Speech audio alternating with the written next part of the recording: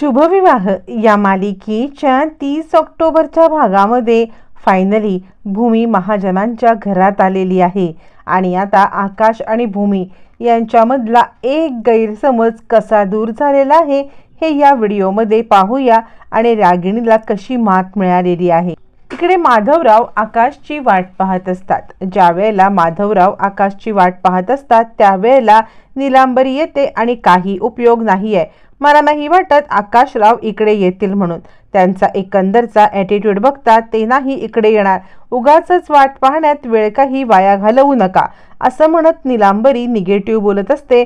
माधवराव म्हणतात, नीलू तू गप्प बस, मी बघेन काय करायचं ते। आता इकडे असा म्हटल्यावरती नीलांबरी म्हणते, ठीक आहे बसा वाट बघत, पण मला नाही वाटत की ते येतील म्हणून। इतका वेळ झाला तर आत्तापर्यंत त्यांनी इथे यायला हवं होतं ना, पण कुठे आहेत ते?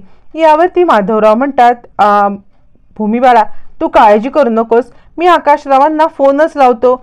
फोन लावून त्यांना आता विचारून घेतो की या सगळ्यामध्ये त्यांना उशीर का होतोय। असं म्हटल्यावरती आता इकडे आकाशला फोन येतो। फोन आल्यावरती आकाश तो फोन उचलतो। फोन उचलल्यावरती आकाश आता बोलतो, हॅलो बाबा बोला। यावरती माधवराव म्हणतात, आकाशराव तुम्ही येत होतात ना? आकाश म्हणतो, नाही मला नाही वाटत की मला यायला जमेल। यावरती माधवराव म्हणतात, पण तुम्ही तर मगाशी मला म्हटला होतात की तुम्ही इकडे यायलाच निघताय म्हणून। यावरती मग मात्र आकाश आता म्हणायला लागतो, हो मी इकडे यायलाच निघत होतो, पण भूमीचा एकंदरचा ॲटिट्यूड बघता आता मला नाही वाटत की या सगळ्यामध्ये मी इकडे येऊ शकेन म्हणून। असं म्हटल्यावरती आता इकडे आकाश काही बोलणार तितक्यात रागिणी पाठवून येते। रागिणी म्हणते, आकाश मला दे फोन, फोन मला दे, मला ती बोलायचंय भूमीसोबत। यावरती आकाशला खरं तर रागिणीला फोन द्यायचा नसतो। आकाशला फोन नसतो द्यायचा कारण त्याला भूमीची चौकशी करायची असते। त्याला भूमीला विचारायचं असतं की बाळाचं काय झालं, रिपोर्टचं काय झालं। त्याच वेळेला रागिणी आल्यावरती ती म्हणते, आकाश दे बरं माझ्याकडे तू फोन दे, म्हणजे या सगळ्यामध्ये आता मात्र तू मला फोन दिलास तर मी बोलेन भूमीसोबत। मी भूमीला सांगेन की या सगळ्यामध्ये मला तिच्याशी बोलायचं आहे म्हणून दे इकडे फोन, मीच बोलते, उगाच तुम्ही दोघं भांडत बसाल। आकाश विचार करतो, आत्ता मला भूमीसोबत बोलायचं आहे, पण मी आत्ता जर का आत्याला फोन दिला नाही तर तिला वाईट वाटेल।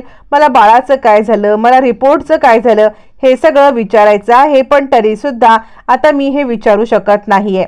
मग तो फोन रागिणीकडे देतो। रागिणी फोन घेते आणि तू जा बरं, तू वरती जा, कारण या सगळ्यामध्ये आता तुला आराम करायची गरज आहे, मी बघते। असं म्हटल्यावरती मात्र आता इकडे ती वरती जाते। म्हणजे आता आकाशवरती गेल्यावरती लगेचच इकडे आता रागिणी फोनवरती बोलायला लागते आणि रागिणी बोलायला लागते, हे बघा मी तुम्हाला सांगते, खरं सांगायचं तर या सगळ्यामध्ये दोन मुलांची उगाचच भांडण आहेत।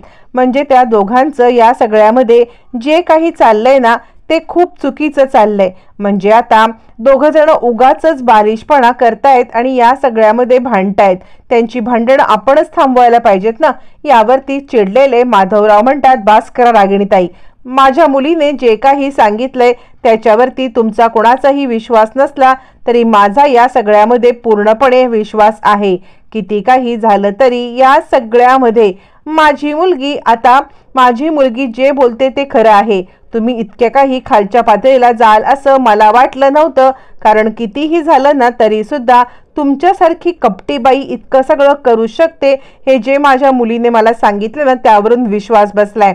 एक गोष्ट लक्षात घ्या, कितीही कटकारस्थानं तुम्ही करण्याचा प्रयत्न केलात ना तरी सुद्धा तुमची कटकारस्थानं आता मात्र संपणार आहेत, कारण सत्याची जीत होणार आहे। भूमी आणि आकाश यांचं बाळ त्यांच्यामधला दुवा आहे आणि त्यात तुम्ही अडसर आणू शकत नाही। यावरती आता इकडे रागिणी म्हणते, जास्तच बोलायला लागलात तुम्ही, तुम्हाला माहित नसेल की या सगळ्यामध्ये तुमचा सुद्धा अपघात घडवण्याच्या मागे मीच होते। म्हणजे ज्या वेळेला तुमचे 2 पाय गेले ना त्यावेळेला सुद्धा या सगळ्याच्या मागे मीच होते, मीच हे सगळं घडवून आणलेलं। ज्या वेळेला माझ्या दादा बहिणीचा मी अपघात केला ना त्याच अपघातात तुमचे पाय गेलेत, ही गोष्ट तुम्ही विसरू नका। आणि मी काय करू शकते ना हे तुम्हाला अजूनही माहिती नाहीये। भूमी म्हणते, बाबा तुम्ही फोन ठेवा। यावरती आता इकडे माधवराव म्हणतात, मी आकाशरावांना बोलवणार, मी आकाशरावांच्या समोर हे सगळं मांडणार आणि तुमचं सगळं कारस्थान मी त्यांच्या समोर आणणार आहे। असं म्हटल्यावरती रागिणी म्हणते, करा हो, तुम्हाला जे काही प्रयत्न करायचे ते प्रयत्न करून बघा, पण आता या सगळ्यामध्ये तुमच्या मुलीला तुमच्या जवळ ठेवण्याचा हा एकमेव मार्ग आहे.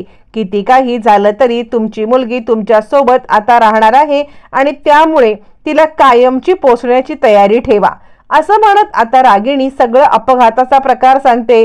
माझ्या दादा वहिनीचा अपघात पण मी घडवून आणला आणि तुमचा पण अपघात माझ्यामुळेच घडलेला आहे. त्यामुळे मी काय लेवलची बाई आहे, मी कुठे काय करू शकते हे तुम्हाला माहिती नाहीये, म्हणून तुमच्या मुलीला इकडे पाठवण्याची जरूरत करू नका.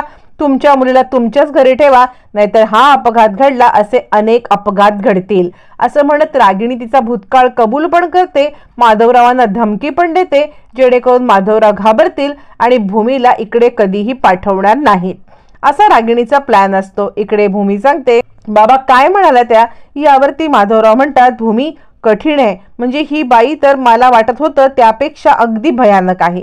इकडे आता आकाश डायनिंग टेबलवरती बसलेला असतो आणि तो काही खायला तयारच नसतो. आजी खूप अस्वस्थ असते. ती मानसीला म्हणते, काय ग आकाशने काही खाल्लं का?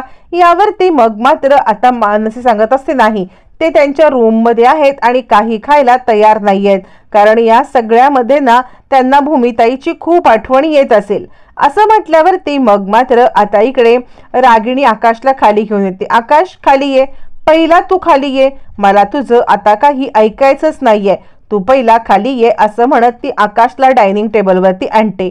आकाशला डायनिंग टेबलवरती आणल्यावरती ती सांगते, आई हे बघ, याचं अतीच झालंय, म्हणजे किती भूमीची हा आठवण काढतोय.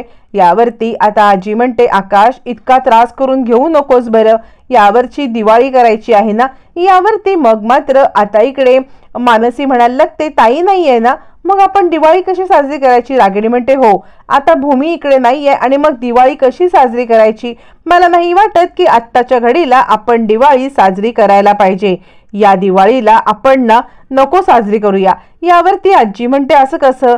हा दिव्यांचा सण आहे, हा दिव्यांचा सण आपल्या घरामध्ये एक पॉझिटिव्हिटी घेऊन येतो आणि या सगळ्यामध्ये जर का आपण दिवाळी साजरी केली नाही तर मात्र या सगळ्यामध्ये आपल्याला या सगळ्यामध्ये खूप काही म्हणजे अंधकारमय सगळी आपली दिवाळी होऊन जाईल. त्यामुळे काळजी करू नका, काहीही झालं तरी ही दिवाळी करायलाच पाहिजे. मानसी म्हणते, मला सुद्धा पटत नाही की भूमिताई नसताना आपण ही दिवाळी साजरी करायची, पण रागिणी म्हणजे आजी आपल्या मतावर ठाम असते की ती काही झालं तरी दिवाळी साजरी झालीच पाहिजे. पौर्णिमा म्हणते, बरोबर आहे, असं कसं? म्हणजे आता किती काही झालं तरी ही दिवाळी साजरी व्हायलाच पाहिजे, कारण आमची सुद्धा दिवाळी आहे ना, मग आमची दिवाळी आम्ही या सगळ्यामध्ये का बरं अशी वेस्ट घालवायची? त्यामुळे आता आम्ही आमची दिवाळी वेस्ट घालवणार नाही. खूप झालं भूमिताई, आता बाद झालं, आपण ही दिवाळी साजरी करायची. आजी म्हणते, पौर्णिमा हो, मी म्हटलं ना दिवाळी साजरी करायची. त्यावरती आकाश सुद्धा म्हणायला लागतो, हो, कुणीही म्हटलं तरी दिवाळी साजरी होणार. आज माझ्या म्हणजे उद्या वसुबारस आहे आणि माझ्या मुलाचीच आई, माझ्या बाळाचीच आई या घरात नाहीये, यापेक्षा जास्त दुःखाची कोणती गोष्ट नाही, असं म्हणत इकडे आता आकाश खूप खूप उदास असतो आणि त्याला भूमीची खूप आठवण येत असते. भूमी, आजच्या दिवसाला आपण आपल्या बाळासोबतचे क्षण एन्जॉय करायचे, तर आपण दोघं अशा पद्धतीने वेगळे आहोत, यासारखं दुसरं दुःख नाही, असं म्हणत इकडे आता आकाश भूमीची वाट पाहत असतो म्हणा, किंवा भूमीला मिस करत असतो आणि तो तिकडून निघून जातो. इकडे जिकडे आकाश भूमीला मिस करत असतो, भूमी सुद्धा आकाशला खूप मिस करत असते आणि ती देवाजवळ प्रार्थना करते आणि आपल्या बाळाची माफी मागते. बाळाची माफी मागत आता इकडे भूमी सांगायला लागते, खरंच बाळा मला माफ कर, म्हणजे तुला कसं सांगू मी की या सगळ्यामध्ये आज तुझ्या सोबतची आमची पहिली दिवाळी आहे, आमची पहिली दिवाळी आज तुझ्या सोबत आता साजरी व्हायला हवे, पण काय आज नशीब आहे बघ ना, या सगळ्यामध्ये तू, मी आणि बाबा आपण एकत्र नाही आहोत, पण काळजी करू नकोस, तुला न्याय मिळवून द्यायला मी नक्की प्रयत्न करेन. आणि काय चमत्कार घडावा, तर इकडे आता मात्र फोन येतो आकाशचा फोन आल्यावरती भूमी खूपच खुश होते आणि भूमी खुश होऊन ताबडतोब आता मात्र फोन घ्यायला येते. रागिणी म्हणते, बघ कशासाठी फोन केलाय बघ त्यांनी, म्हणजे कसं आहे ना, फार काही हे करायला येऊ नकोस, त्यांचं काय म्हणणं आहे ते ऐकून घे, मला नाही वाटत की त्यांनी खास तुझ्यासाठी काही फोन केला असेल, बघ काय फोन आहे ते, असं म्हणत निगेटिव्ह बोलणाऱ्या रागिणीकडे लक्ष न देता भूमी आता धावत पळत येऊन आकाशचा फोन घेते. आकाश फोनवरती बोलत बोलत भूमीला म्हणतो, हॅलो भूमी. यावरती भूमी खूपच खुश येते आणि आकाश काय म्हणतोस तू असं म्हणत भूमी आता विषयाला सुरुवात करते. त्यावरती आकाश आता भूमीला सांगायला लागतो, भूमी अगं तू आज टेस्टसाठी गेली होतीस ना. भूमी म्हणते, हो टेस्टसाठी मी गेले होते. यावरती आकाश म्हणतो, मग काय झालं, काय सांगितलं डॉक्टरांनी, रिपोर्ट्स वगैरे सगळे नॉर्मल आहेत ना. भूमी म्हणते, हो आकाश सगळे रिपोर्ट नॉर्मल आहेत असं म्हणत आता मात्र इकडे भूमी आकाशला रिपोर्ट नॉर्मल असल्याचं सांगते. आणि त्यानंतर आकाश म्हणतो, बाळाची वाढ वगैरे व्यवस्थित आहे ना. भूमी म्हणते, हो सगळं व्यवस्थित आहे. यावरती आता आकाशला भूमी म्हणते, तुला दुसरं काही बोलायचं आहे का. यावरती आकाश मनातल्या मनात म्हणतो, मला तुझ्याशी खूप काही बोलायचं आहे, पण कसं बोलू मला खरंच काही कळत नाहीये. मला तुला सांगायचंय की भूमी तू इकडे ये, तू इकडे ये, मला तुझ्याशी खूप गप्पा मारायच्या आहेत, मला आपल्या बाळाच्या सोबत राहायचं आहे, पण कसं सांगू मला काही कळत नाहीये. कारण भूमी तू जे आज काही आईसोबत वागलीस ना त्यामुळे मी खूप अस्वस्थ आहे. त्यामुळे आता आकाशला लगेचच रागिणीसोबत जे भूमी वागलेली आहे ती गोष्ट आठवते आणि आकाश एकदम अस्वस्थ होतो. अस्वस्थ झालेला आकाश एकदम गुड नाईट बोलतो आणि गुड नाईट बोलून तो आता फोन डायरेक्ट ठेवून देतो. फोन ठेवल्यावरती मग मात्र आता इकडे भूमी विचार करते, आकाश एकदा तरी तू माझ्याशी बोलायला होतस ना, तू माझ्याशी एकदा तरी बोलायला हवं होतंस की भूमी ये परत म्हणून. तोपर्यंत आजी येते आणि काय रे आकाश म्हणजे भूमीचा फोन होता का. यावरती आकाश म्हणतो, हो आजी भूमीचा फोन होता. यावरती बाळ वगैरे व्यवस्थित आहे ना. भूमी चेकिंगला गेली होती, काय झालं. आकाश म्हणतो, सगळं काही नॉर्मल आहे, माझं भूमीसोबत बोलणं झालेलं आहे. असं म्हटल्यावरती मग मात्र आजी म्हणते, अरे मग भूमीला बोलव ना इकडे. यावरती आकाश म्हणतो, आजी तिने जे काही केलंय ना त्यानंतर मी तिला माफ करणं कठीण आहे.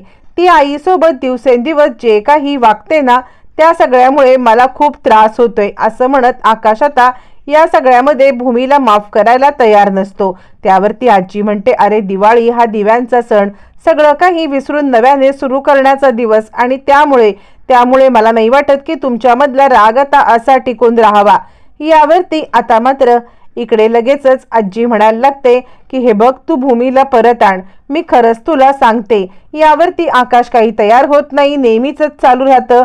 इकडे लगेचच रागिणीमध्ये येते. तोपर्यंत निलांबरी भूमीला म्हणते, काय ग बाई म्हणजे तुझ्या बाळाचं नशीब तरी काय आहे बघ तरी. आकाशरावांनी फोन केला ते पण फक्त तुझ्या बाळासाठी, तुझी काही ख्याली खुशारी विचारायला आता फोन तर केलेला नाहीच आहे. तुझं बाळ पण काय ग नशीब घेऊन जन्माला आलंय. भूमी म्हणते, तू कशाला ग इतकं कटू बोलतेस रा. इकडे आता निलांबरी म्हणायला लागते, कटू नको बोलू तर काय बोलू ग, तुझ्या बाळाचं नशीब तरी काय बघ. म्हणजे जन्माला आलं आणि त्याची चाहूल त्यांनी दिली, जन्माला यायच्या आधीच आईला घराबाहेर काढलं, मग काय तर आई बाबांच्या मध्ये भांडणं लावली. काय नशीब घेऊन जन्माला आलंय. आज पहिली दिवाळी तर तुझ्या बाळाने त्याच्या घरात असायला पाहिजे, पण काय घडलं, तुझं बाळ इकडे, तुझा नवरा तिकडे आणि तू अशी घरापासून लांब. काय चाललंय तुमचं. तुझं बाळ खरंच फुटक्या नशिबाचं आहे आणि फुटकं नशीब घेऊनच जन्माला आलंय. आत्तापर्यंत बरंच ऐकून घेतल्यावरती भूमी चिडते आणि खबरदार, आत्तापर्यंत तू किती निगेटिव्ह बोलतेस ग, किती निगेटिव्ह बोलतेस आणि या सगळ्यामध्ये आता मात्र तुझं मी काही ऐकून घेणार नाही. असं म्हणत आता भूमी चिडते आणि मला जो त्रास दिलास ना तो त्रास माझ्या बाळाच्या बाबतीत आता मी सहन करणार नाही. आणि तू लक्षात ठेव एक गोष्ट, माझ्या बाळाबद्दल निगेटिव्ह बोललीस ना तर खबरदार. आत्तापर्यंत मी सहन केलं आणि आता माझ्या बाळाला मी सहन करू देणार नाही. यामुळे जर तुला पॉझिटिव्ह बोलता येत नसेल तर किमान निगेटिव्ह तरी बोलू नको. असं म्हणत पहिल्यांदा निलांबरीला खड्या शब्दात सुनवत भूमीने बरोबर तिची आता सळो की पळो सोडलेली असते करून निलांबरी गप्पच बसते. आणि या सगळ्यामध्ये आता मात्र पहिली दिवाळी साजरी होणार असते भूमीची आणि तिच्या बाळाची, ती पण धूम धडाक्यात महाजनांच्याच घरामध्ये.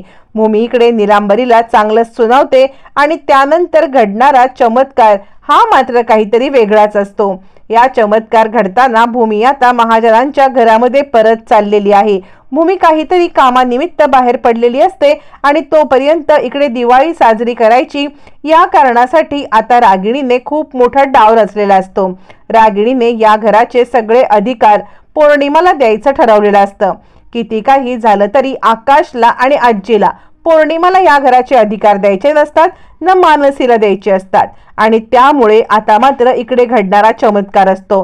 रागिणी सांगायला लागते, पौर्णिमा आता या घरची मोठी सून तूच आहेस, तू या घरची करती सून आहेस, त्यामुळे घराच्या अंगणाच्या बाहेर आज वसुबारसाचा पहिला दिवा लावायची जबाबदारी ही सुद्धा तुझीच आहे। पहिला दिवा तूच लावायचा आहेस आणि सगळं या घरातले दिवे सुद्धा तूच उजरायचेस आणि यानंतर सुद्धा अख्ख्या दिवाळीभर जे मोठ्या सुनेची कर्तव्य आहेत ना ती मोठ्या सुनेची सगळी कर्तव्य तूच करायची। आता काय अभिजित पौर्णिमाला तेवढंच मिळतं, पण तोपर्यंत भूमी कुठेतरी चाललेली असते आणि रिक्षामधून जात असताना अचानकपणे सगळीकडच्या लाईट्स ऑफ होतात आणि आता भूमी महाजनांच्या घरामध्ये आलेली आहे।